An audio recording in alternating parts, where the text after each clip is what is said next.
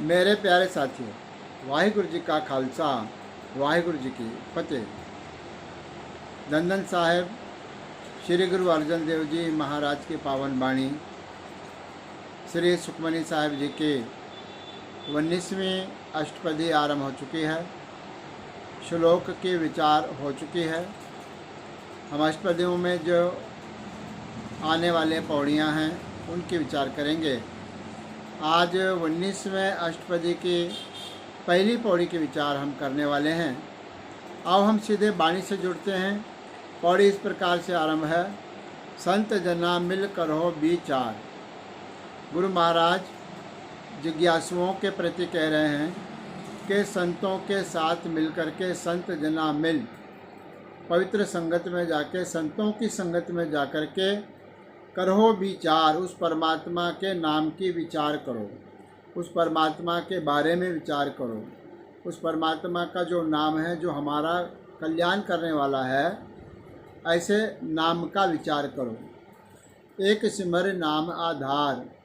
वह एक परमात्मा जो है अकाल पुरख वाहिगुरु, उस परमात्मा के नाम का स्मरण कर और उसका नाम जो है आधार बना अपने जीवन में। अपने जीवन में उस प्रभु के नाम का आधार बना और उसके नाम का स्मरण कर। अवर उपाव सब मीत विसारो। अलग अलग प्रकार के जो जितने भी उपाव तुम कर रहे हैं, ऐ मेरे मित्र, ऐ मेरे जिज्ञासु, ऐ मेरे गुरसिख, उन सबको विस्मृत कर दो। विसारो करते हैं भूल जाओ। जितने हम अलग अलग प्रकार के उपाय करते हैं, उन उपायों को भूलकर केवल एक प्रभु परमात्मा के नाम का स्मरण करो, जाप करो। यही एक उपाय है। फिर कहते हैं चरण कमल हृदय में उर्धारो। प्रभु परमात्मा के चरण कमलों को, कमल जैसे जो बिल्कुल पवित्र चरण हैं, उन चरणों को हृदय में उर्धारो। अपने हृदय में, अपने उर में, धारो का अर्थ है उसको अपने हृदय में रखो, याद करो। प्रभु के चरण का अर्थ है प्रभु की जो वाणी है, गुरु की जो वाणी है, गुरु का जो शब्द है, वही गुरु का चरण है, वही परमात्मा का चरण है। परमात्मा के चरण अगर पकड़ना है तो गुरु के शब्द को पकड़ो, परमात्मा के चरण अपने आप पकड़े जाएंगे। इसलिए कि उस प्रभु परमात्मा के चरण कमलों का निवास अपने हृदय में रखो। फिर कहते हैं करण कारण सो प्रभु समर्थ। करने वाला और कराने वाला वह प्रभु परमात्मा समर्थ है। हर प्रकार के चीज़ को वो करने वाला है, हर प्रकार के शक्ति को वह अपने पास रखने वाला है। स्वयं भी करता है और दूसरों से कराता है। सारे भी काम जितने भी है कर्म, उन कर्मों का कारण स्वरूप है वह परमात्मा है। दृढ़ कर गहो नाम हर वथ। नाम रूपी वथ का अर्थ है पदार्थ। नाम रूपी जो पदार्थ है, नाम रूपी जो हीरा है, उसको कहते हैं दृढ़ कर गहो। दृढ़ कर गहो का अर्थ है बहुत जोर से पकड़ के रखो।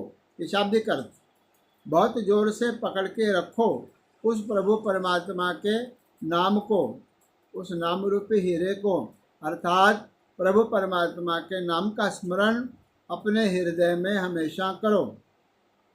अपने हृदय में हमेशा उस वथ को, वस्तु को अपने मन में लाने का प्रयास करो ताकि तुम्हारा सिमरन संपूर्ण हो। फिर कहते हैं एहो धन संचो होवत भगवंत।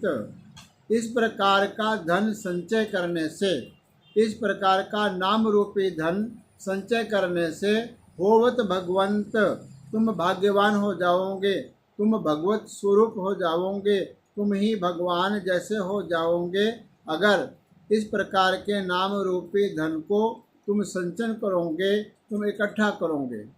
फिर कहते हैं संत जना का निर्मल मंत्र।